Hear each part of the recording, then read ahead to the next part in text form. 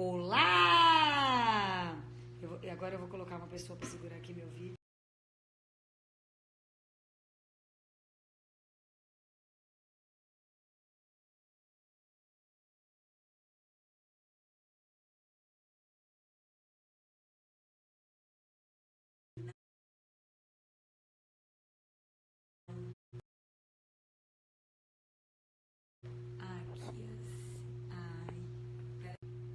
Aqui. Bom, agora nós estamos ao vivo, tanto no 4+5, quanto na clínica Elmore Costardi, nos dois Instagrams.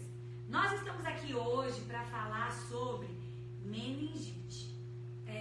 Antes de a gente começar, a gente vai dar um tempinho, porque o Pedro Pimenta tá também lá na casa dele, vai pedir aqui autorização para nós, para fazer parte desse bate-papo. Conta um pouquinho do Pedro. O Pedro é uma pessoa incrível. Ele teve meningite, né? Ele vai contar um pouco da história dele e, né, ele teve a amputação dos membros, das pernas, dos braços. Foi um choque, ele vai falar para vocês. Hoje em dia, ele escreveu um livro, ele fala bastante. Processo, ou então você tem que correr atrás de tratamento, e isso daí é fatal.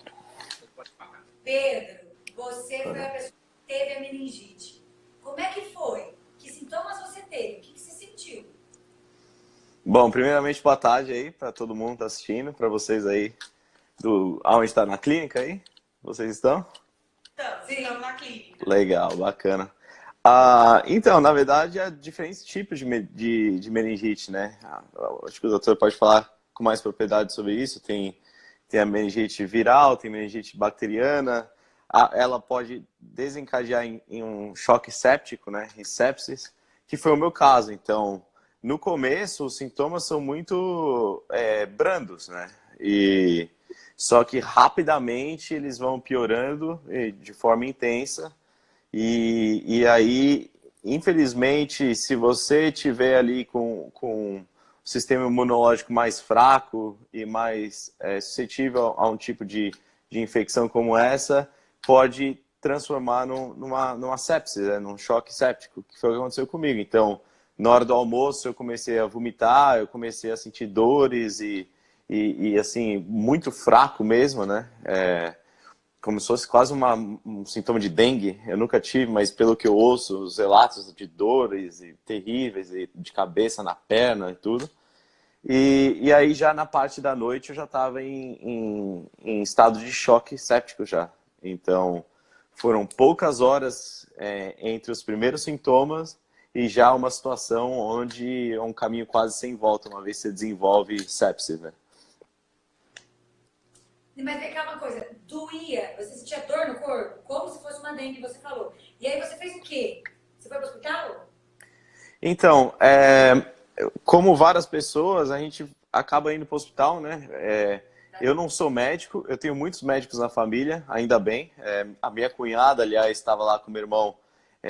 Ela foi responsável por me ver já à noite com pintinhas roxas nos braços e nas pernas, que é um sintoma clássico de meningococcemia. E então, já à noite foi quando ela me viu e falou, não, peraí, isso aqui é muito mais grave. E começou a gritar e falou, vamos levar ele para o hospital. Aí meu irmão me carregou, me jogou no carro e foi com tudo para o hospital. Né? Entendi. Aí você foi para o hospital. E a partir daí você ficou internado? Aí a partir daí eu entrei na ambulância, a última coisa que eu lembro era meus irmãos chorando já na minha frente, a porta da ambulância fechou, eu já cheguei quase que inconsciente no hospital e eu acordei uma semana depois, né? Eu entrei num coma e eu acordei uma semana depois, quando eu acordei já estava os meus braços e minhas pernas já estavam parte deles gangrenados, né? Boa parte deles, completamente já mortos e num estado assim que eu conseguia ver o osso, né, e tal, em várias partes e tal.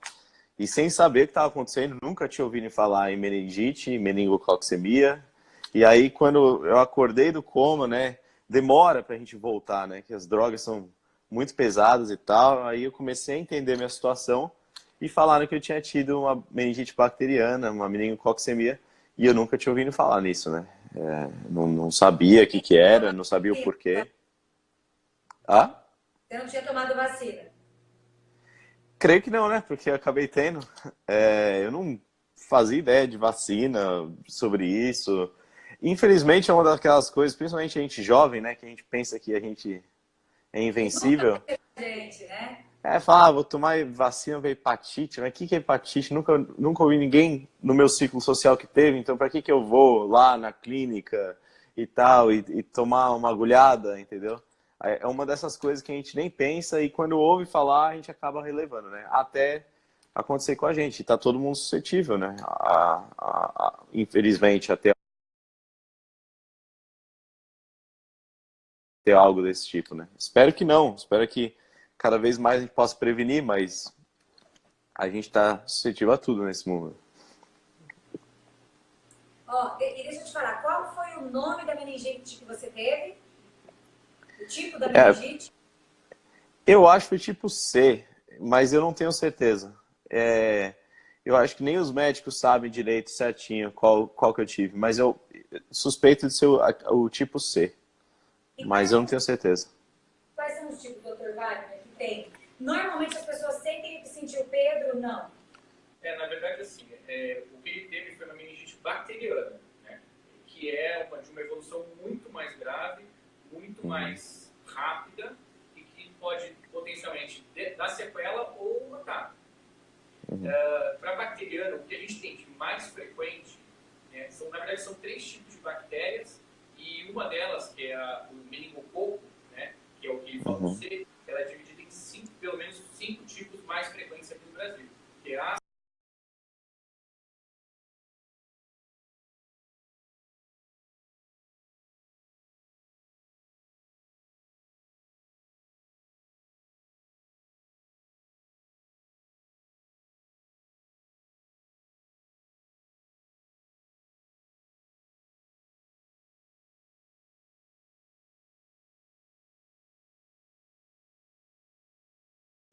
A, B, C, W 135 e Y.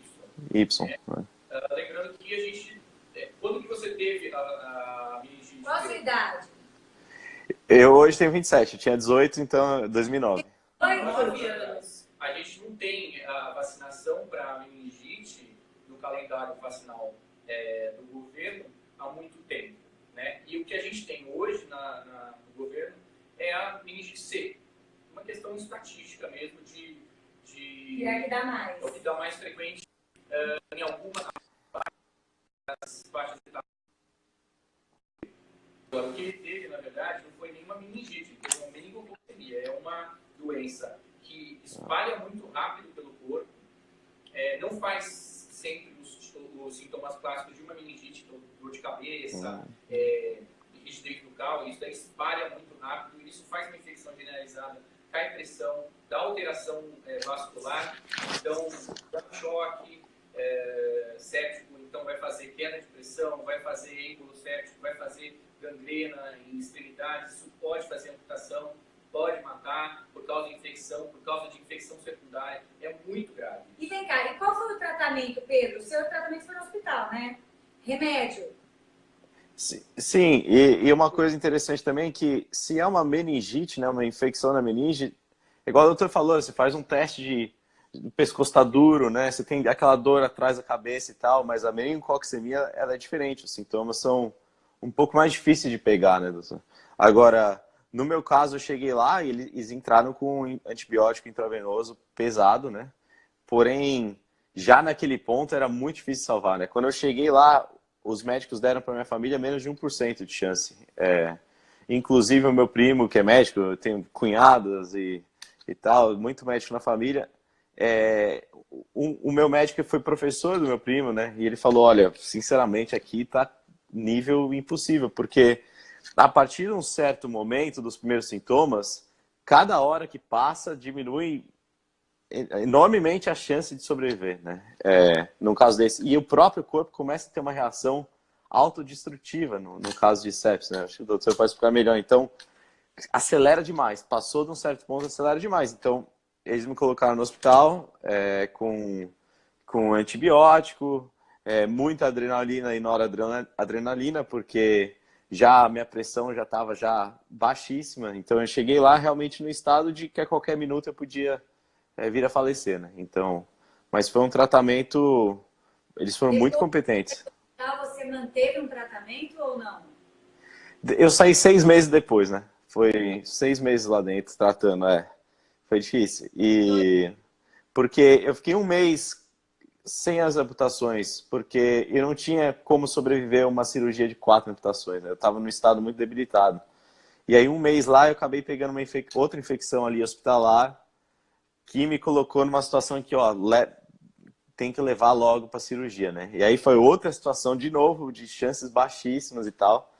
E aí depois desse 1 mês com as amputações, tem todo o processo de inserção muscular, tem processo de enxerto de pele, de recuperação de fisioterapia, porque você fica lá tudo atrofiado, os músculos e tal.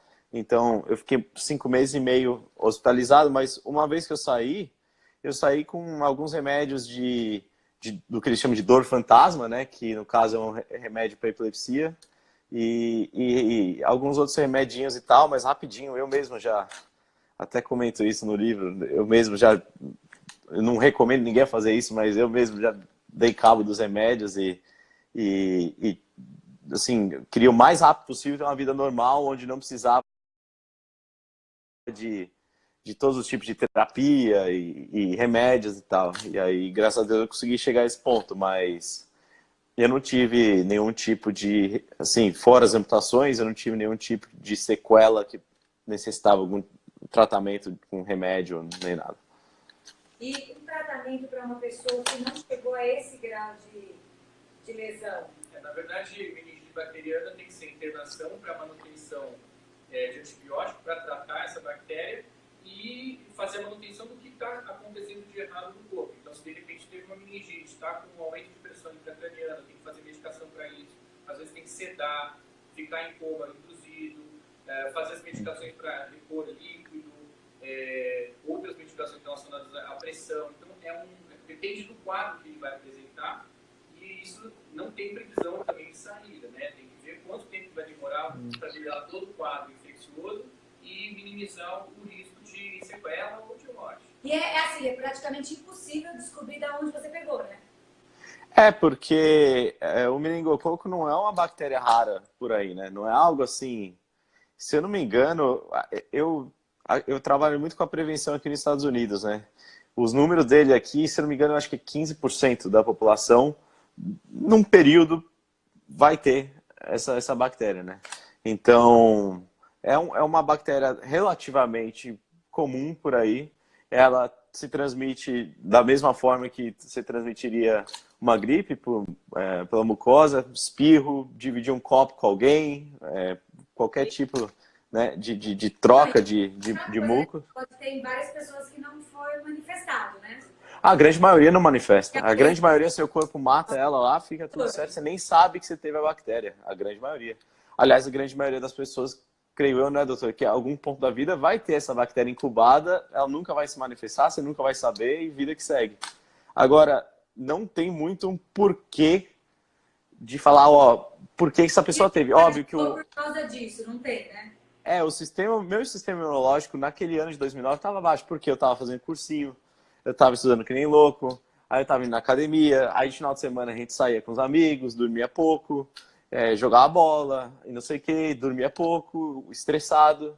Então eu tive mononucleose, e se eu não me engano eu tive 2 amigdalites naquele ano. Então já manifestava ali um quadro de baixa defesa, né? Mas mesmo assim poderia não ter desenvolvido uma sepse da maneira que foi, uma sepse fortíssima minha.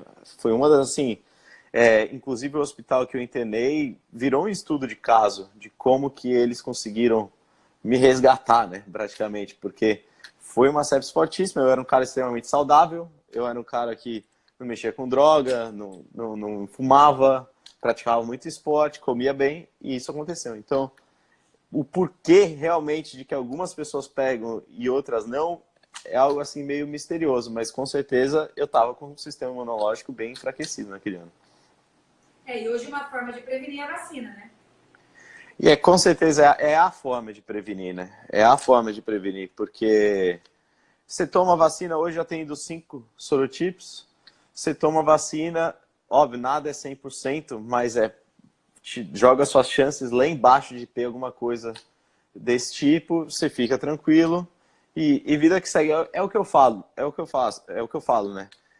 Eu tenho um trabalho muito forte que eu faço com amputados e vários desses tiveram, inclusive crianças, passaram por que eu passei. E acabou, passou, vida que segue, vamos, né, colocar as próteses, vamos correr, ser atleta, ser o que você quiser no mundo. Você teve isso, você se relacionou com mais pessoas que tiveram, né? Que é normal acontece com você tende a conhecer pessoas que acontecem. Você conheceu um número de pessoas grande que teve que teve meningite, que ficou assim por conta da meningite? Conheço muita gente, mas muita gente mesmo, que perdeu 2, 3, 4 membros. Tem gente que teve e não perdeu por um milagre, ou que perdeu as pontas dos dedos, do pé e da mão. Depende do estágio. Todas as idades, criança, idoso, jovem? Então, é mais predominante em crianças, né? Principalmente ali recém-nascidos, 1 ano, 1 ano e meio. Porém... Essa campanha é tão forte para vacinação para criança, às vezes os pais não pensam que ou eles podem ter portadores, ou que eles podem ter também. Mas, Tânia, o tanto de gente que eu conheço também que teve com 16 a 22 e também gente que teve com 40. Lógico que é a minoria, né? Porque você tem ali, as idades de risco são recém-nascido até 2 anos por aí cai. Também ninguém sabe muito porquê. Aí 16 anos, por estar em ambiente de faculdade, todo mundo junto, dormitório, igual aqui nos Estados Unidos, o pessoal mora na faculdade, sobe pra caramba o risco de novo. Aí ali 20 e poucos cai, e aí só idoso de novo que vai subir, né? Porém, eu já conheci gente que teve com 40 e poucos anos de idade, com 50 anos de idade, com 30 e tantos anos de idade. Agora, o risco alto mesmo está em recém-nascidos e está também em adolescentes, 16, 17, 18, igual eu tive, que ali pode ser também uma área de risco para o pessoal dessa idade também. E como você falou, a prevenção, por exemplo, aqui nos Estados Unidos também o governo não dá. Porém, os estados são responsáveis por fazer esse plano de vacinação. Então, hoje a gente já tem aqui, por causa do trabalho de ONGs relacionado a isso, a gente já tem por volta, aí, se eu não me engano, de 15 a 20 estados que já estão vacinando os 5 sorotipos, inclusive em adolescentes, né? É só querer ir lá. Né? É só querer ir lá e pegar. Mas imagina, aqui nos Estados Unidos é um longo trabalho, eu não consigo imaginar aí no Brasil. Né? Ô Pedro, você escreveu um livro. O seu livro é contando desde quando você teve a meningite ou é para outros? O que se trata no seu livro? Então, o meu livro, na verdade, foi assim um livro que eu escrevi de coração aberto. Eu não tinha nenhuma agenda por trás do livro, eu não queria vender nada no livro. Eu simplesmente quis contar a minha história nua e crua, da maneira que foi, para que as pessoas talvez ali pudessem ler e se inspirar. E o grande objetivo do livro é você ler, tem 280 páginas, depois você sair melhor, mais leve na sua vida. Qual o nome do seu livro? É Superar e Viver, é a editora Leia. E foi uma coisa muito surpreendente, porque eu tinha acabado de fazer uma palestra com o mesmo nome, né, com o mesmo título. Aí a editora entrou em contato, falou, vamos fazer? Eu falei, vamos. Acabou as coisas saindo naturalmente e o livro, graças a Deus, vendeu muito, né, e espalhou muito por aí. E ele acaba, então assim, eu fiz para todo mundo, pode ser criança até adultos e idosos, qualquer população, eu queria que pudesse ali ler e gostar. Só que ele acabou achando naturalmente, sem nenhum tipo de marketing por trás, ele acabou achando certos nichos assim, né? Então, por exemplo, clínicas de reabilitação, de fisioterapia, clínicas de vacinação, é muito comum ver ele por aí, né? E aí também escolas, ele faz parte de grades curriculares aí de diferentes faculdades e escolas também. E me fala uma coisa, como você vive a sua vida hoje? Que eu comecei a seguir você no Instagram, é normal, né? Então eu queria que você mostrasse pro pessoal. Sim, assim, é algo complicado, porque quando você entra no ramo de amputações, aí é outro patamar, né? Não é não é uma ciência exata, igual o doutor estava falando. Ó, quando desenvolve sepsis, você faz isso, você aumenta o líquido, né, faz hemodiálise, não sei o que.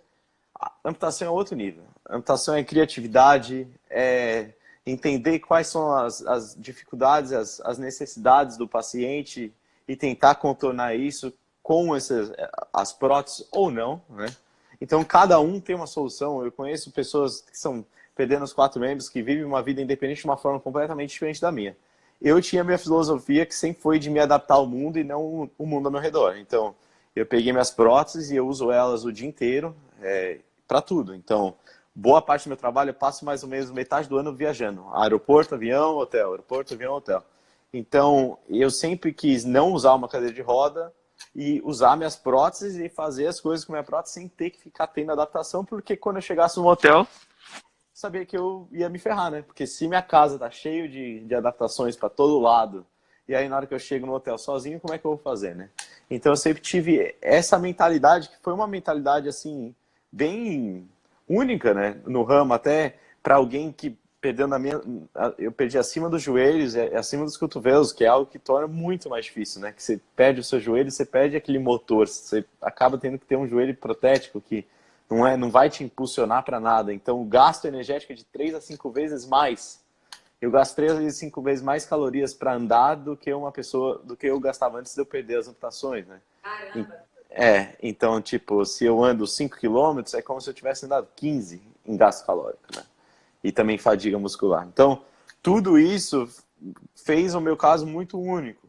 E eu queria não usar a cadeira de roda e não ter que ter ajuda para nada. E aí, depois de muito batalhar, 2 anos reabilitando com um soldado do Afeganistão, do Iraque, aqui no meio do nada, em Oklahoma, aqui nos Estados Unidos, eu acabei desenvolvendo essas habilidades. Eu acho que a maior parte é mental. E aí, hoje eu moro sozinho no meu apartamento, eu dirijo meu carro sem adaptação no carro, eu faço minha mala, viajo, faço check-in no hotel, meu quarto do hotel não é adaptado, e eu tenho essa filosofia muito assim em mim, e eu não quebro ela por nada, entendeu? Então faz já desde 2010 que eu não uso uma cadeira de roda, foi doada em 2010, e eu tento passar isso para as outras pessoas, amputadas ou não, essa mentalidade de reprogramação quase mental, né? De você ter uma mentalidade de querer desafiar as suas barreiras e quebrá-las, do que uma mentalidade de aceitação das condições ao seu redor, né? Então, é parte do meu trabalho quem eu sou também. Você sabe que o intuito disso tudo é fazer a conscientização da vacinação da meningite, né, esse bate-papo. Mas você dá uma aula de motivação a meningite é só um detalhe, né? Mas, porque a ideia da gente conversar aqui, essa iniciativa da clínica Elmore Costardi, é realmente fazer com que as pessoas entendam. Por que a gente está falando disso no 4+5? Bom, 4+5, a gente trabalha exatamente a saúde das pessoas. E é uma forma de você prevenir alguém de repente, ter uma meningite ou se cuidar nessa questão preventiva relacionada à vacina. E, principalmente, ter um exemplo claro do que foi, do que passou, do que viveu. Isso, para nós, é muito importante. Então, Pedro, muito mais do que dar um testemunho aqui e um incentivo para todo mundo relacionado a tomar vacina, é uma lição de vida para quem não está levantando de manhã, para quem está andando quilômetros chorando, muito cansado, reclamando, porque, assim, o tempo inteiro que você falou aí, você contou tudo como uma forma positiva, né? Essa questão de não se adaptar, não é o mundo que vai se adaptar a você que vai se adaptar ao mundo. Então, assim, você realmente é uma lição de vida, foi uma delícia. Eu acho que foi um dos bate-papos mais assim, consistentes que eu fiz aqui no 4+5, assim, com uma lição Legal. de vida. Virei sua fanzaça mesmo. Obrigado.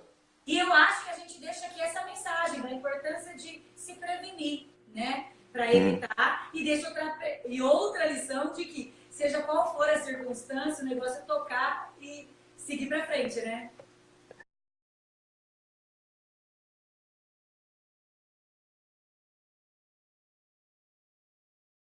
Acho que sim, o que aconteceu, aconteceu, o que não está fora do seu controle, você deixa para lá e trabalha no que você pode, né, controlar. E eu acho que esse lado da prevenção, eu acho muito importante, não só em questão de vacina, mas você ter uma vida saudável para prevenir qualquer tipo de complicação, né, para não ter que lidar pagando em juros depois, né.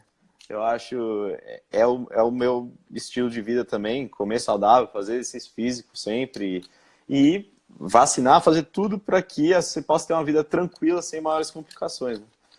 Então, muito legal o trabalho de vocês também. Ó, eu vou te pedir um segundinho, porque eu vi que muita gente escreveu, eu só vou ver se há alguma pergunta para você. Se não for, aí a gente já vai para os tipos de vacina. Só para ver se há alguma pergunta para você, e aí a gente vai falar sobre os tipos de vacina. A Paty perguntou aqui, ó, como você descobriu quais foram os primeiros sintomas? Ele já falou, Paty, se você vê um pouquinho antes o bate-papo, ele já falou sobre isso. Outras pessoas disseram boa tarde. Acho que de pergunta foi só essa, então. Abraço do Garcia. Amigo meu. Ó, eu tô lendo aqui a turma. Bastante gente entrou. Isso. Então, de pergunta foi só essa, mas como você já respondeu, eu vou deixar. Agora eu vou falar para o Dr. Wagner, só explicar rapidamente os tipos de vacinas que a gente tem. Tá bom, Dr. Wagner? Vamos lá. Então, a gente tem que lembrar que o quadro que foi muito grave com o Pedro, na verdade, foi a meningite bacteriana, né? E a meningococemia no caso dele. Mas é importante lembrar que a gente só tem vacina para a meningite bacteriana. Então, a gente tem, hoje em dia, coisa que não existia no caso, quando ele teve a meningite, hoje a gente tem a vacina para a meningite B e a meningite ACWY. A gente tem as duas vacinas. Né? É importante a gente lembrar o seguinte, a gente já tinha falado isso anteriormente e vou reforçar. Vacinação, quer dizer, prevenção não é para criança. A gente tem um calendário para criança, a gente tem um calendário para adulto, a gente tem um calendário para gestante, a gente tem um calendário para idosos, para doenças ocupacionais. Então, é sempre importante lembrar que vacinação, assim como outras formas de prevenção, é muito importante. No caso, a gente tem para 5 sorotipos de bactéria mais comuns. Né? Aqui no Brasil, a gente tem a vacinação para meningite C no posto de saúde, mas em clínicas particulares a gente tem os 5 sorotipos mais comuns. Na rede pública é só a meningite C, só que é a que tem a maior incidência, né, pelo que ele falou. Lembrando que assim, é importante falar que realmente os recém-nascidos são muito suscetíveis, porque até 6 meses eles estão dependendo basicamente da imunização que a mãe teve quando ele estava dentro da barriga e na amamentação. Né? Então, é muito frequente, por exemplo, na criança de até 1 ano, você tem um equilíbrio entre a bactéria tipo C e a tipo B. A partir disso, de 1 até 5 anos, é praticamente só meningite B. E acima disso, até o idoso, é um predomínio de C. Então, por uma questão estatística, você tem um aumento de frequência de C. Então, é por isso que o governo acaba optando por essa. E hoje eu vou tomar vacina aqui, porque eu não tenho vacina da meningite. Qual é a vacina que eu vou tomar? Vai fazer a CWY, é mais frequente na sua idade. E porque, na verdade... Na minha idade, 16 anos. 5 anos tem que fazer isso aí, não tem jeito. Agora, não tem jeito, se você quer se prevenir, porque isso é uma questão estatística. Então, se você quer se prevenir, você vai fazer a CWY, depois vai fazer a B, vai fazer pneumococo, você vai fazer, no caso da Hexa ou da Penta aqui no Brasil, que a gente pode fazer, que evita o hemófilos, que também pode fazer a meningite bacteriana. Então, prevenção, é isso. Pedro, você quer falar mais alguma coisa que ficou faltando a gente perguntar? Não, acho que está perfeito. É importante aí a conscientização. São 2 picadinhas, né? Eu odeio agulha, eu desenvolvi uma certa fobia de agulha. Eu queria perguntar como é que faz para quem tem medo de agulha para tomar uma vacina, porque se eu vejo uma agulha na minha frente, eu quase desmaio. Ô Pedro, nessa clínica aqui, eles têm uma... Isso não foi combinado, gente. Qual é o nome? Não, eu tenho medo pra caramba de agulha. Ação sem trauma. Vamos fazer uma... Como é que é? É uma vacinação sem traumas. Nós vamos fazer Pedro, antes disso, eu queria agradecer, em nome da clínica, você prontamente dando essa entrevista em nome dos médicos responsáveis, né? O Dr. Wagner Custades, ginecologista, Dr. Milton Elmore, clínico geral. Em menos de 24 horas, você entrou em contato comigo, a gente por WhatsApp, uma conversa, assim, você aceitou estar nessa live, de repente, que essa live já estava programada há muito tempo e você apareceu em menos de 24 horas. Eu achei sensacional. Então, em nome... Foi mérito da doutora Marcela aí, que já chegou e falou, vai ter essa live e tal, não sei o quê, e fez essa ponte aí. Ele, médica, trabalha com o Wagner. Trabalha lá. Legal. Juntou a gente nesse bate-papo super legal. Sim. E você vai Muito obrigado. Vacinação sem trauma. Você vai ver o que é, para quem tem medo. Vocês vão me vacinar agora? Vamos fazer agora? Então eles vão me vacinar agora para você ver como fazer, tá bom? Depois, já que você não sabe o que fazer para não ter dor. Tá bom. E depois você vai voltar para tomar meningite B. Você vai ficar Protegida protegido meningite B, eu faço outro vídeo ao vivo. Aí, maravilha. Você vai tá bom, então, o que eu preciso fazer para não ter trauma na vacina? Pode começar? Vamos lá, que a Mari agora assume e eles assumem. Pedro, beijo. Um beijão, valeu. Quer assistir, quiser que liberar. Vou ficar. Pra ver como não ter o trauma, já que você tem medo da picadinha? Eu vou fechar aqui, mas eu tô assistindo. Um abraço. Pedro, se você quiser aproveitar e contando mais alguma, já foi embora, Pedro. Olha, então eu vou tomar a vacina e mandaram eu sentar aqui. Não vou me amarrar, não. Mais uma vez, um agradecimento especial ao Pedro, que foi nota... Gente, eu amei o Pedro, que é um eu não fofo, não te falei. Um exemplo. Se eu acordar de manhã, eu vou falar, bom, eu vou andar daqui, aí tá tudo certo, o Pedro vai gastar 500 calorias a mais para ir até a cozinha. Então, vou treinar.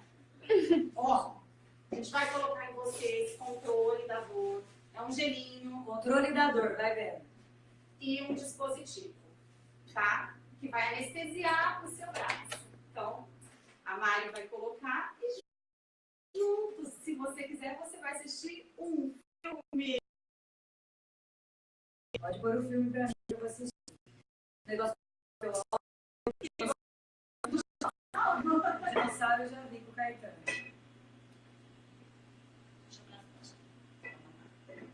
Gente, isso aqui é a vacina central. Então, a criança chega ou o adulto, é lógico que é uma abelhinha, porque você colocar um negócio no braço de uma criança é mais fácil você falar que é uma abelhinha, que tá voando. Normalmente, se é um adulto também, você faz controles. É muitos adultos. Ele vibra. E eu posso falar uma coisa, isso é tão verdade, que uma vez eu fui pôr Botox, numa parceira, um negocinho pra eu apertar que ficava vibrando. Porque ele confunde o receptor de dor, enfim, uma coisa assim. Realmente funcionou. Agora eu vou ver se funciona na vacina também. Vai ver, ó. Ele é gelado, é um gelinho e a abelhinha vibrando. Já não tô sentindo nada, aquelas que começa a empolgar, né? E aí eu vou tomar essa hoje, essa que eu tô tomando é meningite. 4 meningites numa picadinha. Você tá tomando A, C, W e Y. E depois você vai tomar. E agora eu vou pôr também o óculos, porque as crianças ficam loucas nisso aqui, ó, olhando isso aqui, nem vê que tá rolando uma picadinha. Olha lá, agora, por exemplo, tô andando aqui numa mata. Tem que procurar o dinossauro. Mexe. Tá, tô andando reto ainda. Uma vez me puseram numa montanha-russa. Ó, Tá vendo? Ó, sabe o que é muito bom deixar claro? A gente nunca dá a vacina na criança sem avisar. Então ela tá assistindo o óculos, de repente ela leva uma picadinha. Nessa hora, depois de todo o trabalho, mágica, enfim, a gente vai perguntar para a criança, é hora da vacina. Você quer continuar com óculos ou você quer tirar? Eu quero continuar com então, óculos. Aí a criança, muita gente quer continuar. Então isso não é feito, tá? A criança escolhe se ela quer ver a aplicação ou não. Vai sentir a primeira geladinha aqui, que é no álcool. Tá vendo? Eles vão contando tudo. E aí a gente vai fazer a picada, tá bom? Vamos lá? Picadinha. 4 meningites numa vacina só. Acabou. Pronto. Vai, mas... Acabou. Eu não Não chegou nem um dinossauro aí. Agora que eu tô vendo o dinossauro vindo lá, ó. Brincadeira à parte, pessoal, não tem nada melhor do que fazer isso. Doeu? Nada, não senti nada. Na verdade, eu sou bem tranquila com vacina, mas facilita, gente, para as crianças. Vai dar uma entretida, né? Então, ó, fica a dica aí. Tá precisando da vacina no seu filho? Clínica Amor e Costard faz toda essa vacina central. Mas o mais importante, conscientizem-se da importância de fazer a vacina da meningite. Meningite é coisa séria. A gente mata. Meningite mata. A gente escutou aí o depoimento super emocionante do Pedro. E vamos cuidar da saúde, certo? Mais alguma coisa, doutor? Não. Pedro, ficou sem trauma. Vai vacinar aqui. Obrigado, É isso aí, Pedro. É. Agora o Pedro pode vir vacinar, que ele tem medo de picadinha, aqui não tem problema. Ó, peraí que você vai ganhar um selozinho de coragem. O selo da coragem. Pode mostrar pra eles. Aqui, ó. Selo da Tem coragem. pirulito também, tem um monte de coisa. Você foi muito boazinha, Estelinha. Não deu trabalho nenhum. Muito obrigada. Ó, tô de parabéns então, segundo a clínica. Isso aí. Ó, obrigada pelas pessoas que ficaram com a Obrigado. gente. Foi muito legal, eu espero que isso tenha entrado um pouquinho na cabeça de vocês e todo mundo se previne e se cuide, porque tem muita doença aparecendo por aí. Tá bom?